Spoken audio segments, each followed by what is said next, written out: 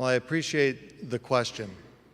I think it's very important to recognize the allies that you have historically had, and I think the President is making the right move with the veto. The reason, though, is this. I believe in a two-state solution between Israel and Palestine.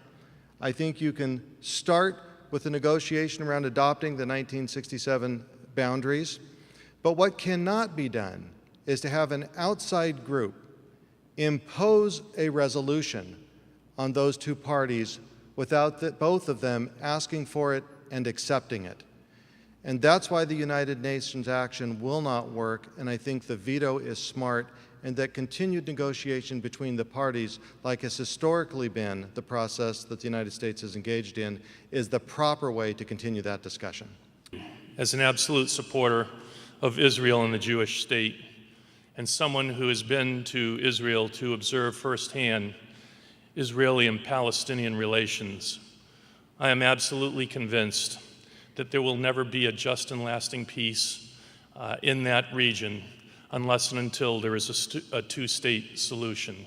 And I do believe that in the absence of the creation of a Palestinian state, that our nation opens itself to criticism not only by other entities in that region, but the rest of the world, that we are perpetuating all the hostile relations that are taking place there.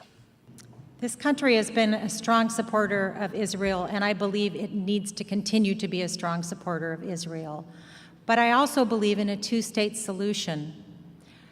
Primarily, the first thing we need to look at is security for both Israel and for the Palestinian people. We need to make sure that they can be safe and secure where they live. I've also been to Israel and seen what it's like to live there, to see what it's like to have a family with a bomb shelter in a home, to walk around a market where the day before there's been a bombing. So I know what it's like for the people who live there to live in that insecurity.